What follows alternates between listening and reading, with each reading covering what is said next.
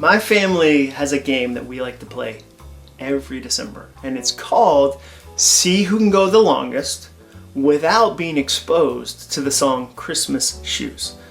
A few nights ago, I was upstairs building the Lego Harry Potter castle. That thing is massive. And Jenny and I were watching some TV, and we heard our oldest daughter Ellie pull into the driveway. She had been out with some friends, and then she screamed immediately when she walked in. She screamed downstairs, and I thought something terrible had happened. I thought she had been hurt. Maybe the sink was overflowing in the kitchen. And so I yelled down and said, Ellie, is everything okay? What's wrong? Ellie, are you all right? And I heard her sigh, and then she responded, Dad, the radio station in the kitchen is playing Christmas Shoes, and I heard it. I heard it when I came in, and she's out. And then there were 3 Acuffs left in the game. If you're not familiar with the song Christmas Shoes, I envy you. In a lot of ways, you've lived a charmed life. What a gift you've been given. You should thank your ears right now. Here's a summary of the song. There's a mom who is dying, and her young son goes to the store to buy her a pair of shoes, obviously. And he buys them in case she meets Jesus that night. And he doesn't have enough money, as an 8-year-old is likely to not have enough money, so the narrator of the song bails him out. Somebody sees him in the line and pays for the shoes. It's a terribly cheesy song, and it pains me to say that, because I live in Nashville, and the songwriter is probably one of my neighbors. I am 100% going to get punched in the mouth the next time I'm at the grocery store. Oh, you don't like Christmas Shoes, Acuff? How about Christmas Fist? That's a great band name, by the way. Christmas Fist? Oh, my only saving grace is that my YouTube channel, this channel, is very small. The likelihood that the band subscribes is pretty slim. There's a public service announcement for you. If you're friends with the band, do me a favor and please don't send them this video. Heaven knows their lives have already been tough enough. Can you imagine the pressure they feel having unleashed this song on the universe? They didn't mean it, but if you or someone you love is ever exposed to the song like my daughter was, there are 5 ways that you can survive it. Tip number 1, if it comes on the radio while you're in a car, don't forget to tuck your shoulder when you open the door to roll out. Like when you land on the street, tuck your shoulder. If you can, try to time your exit for a moment when the car is moving at a slow rate of speed. And let your back take the brunt of the landing. The biggest muscle, like you want to land on your back. Even if you're driving, this is still valid advice. Your car might ghost ride for a little while, but you can always buy a new car. You can't always unhear that song. Tip number 2, don't try to negotiate with this song. Don't. Much like fear, Christmas Shoes cannot be beaten with logic, reason, or rational thinking. Don't waste your time with questions trying to figure out the song. Like, why did the dad send the kid to the store alone? Has an 8-year-old boy ever successfully purchased a pair of women's shoes in the history of mankind?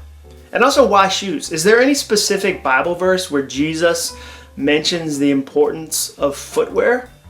I mean, remember that passage about the woman at the well, and he wrote something? Like, he wrote something in the dirt that no one could see? Maybe he was writing, those shoes are fire. They're fire. Tip number 3, forget trying to make it an acquired taste. Don't. It's not an acquired taste. This song isn't like algebra. It doesn't get better once you figure it out. You're not going to age into it like jazz. The older you get, you appreciate it. You could listen to this song for 60 years, and even on your deathbed will be saying, that song is terrible. And by the way, how are my shoes? Get me into some Air Force Ones pronto. Tip number 4, eject it from any Christmas playlist. Every now and then, someone will try to slide this song in, like sneak it into a playlist, as if you won't notice, but I assure you, this is the musical version of The Princess and the Pea. Remember that story? The playlist at your party could have 1,000 songs on it, and you'd still be able to pick this one out across the room in the middle of a conversation. While you're talking to somebody, you'll go, whoa, hold on one second. What do I hear? Was that last song about Jesus and a mom dying and what are undoubtedly hideous shoes? Because again, No 8-year-old boy has great fashion sense. That kid is 100% coming home with shoes that light up, or worse, Heelys. Mom can Heely with the little wheel right through the pearly gates. That's terrible. Number 5, the final tip. Stop being friends with people who say that it's a good song. Those people have terrible judgment, and you should cut them out of your life immediately. You just don't need that kind of negativity as you head into the new year. You really don't. Can you imagine how awful the rest of their advice is if they start from a position of Christmas Shoes is actually, it's a pretty good song. It's sweet, it's special. I think it's the worst Christmas song of all time. Although I will say, I have to admit that while I was doing the research for this video, I came across a song that I'd never heard before by the Killers of Mr. Brightside fame. It's your go-to karaoke song, right? I know, it is. And they have a song called Don't Shoot Me Santa. That's a song, it's real. Have you heard that one? Wow, dreadful. That is the weirdest Christmas song of all time. But Christmas Shoes is definitely the worst. So what's your favorite Christmas song? Let me know in the comments. I'd love to know what your jam is. Thank you so much for watching this.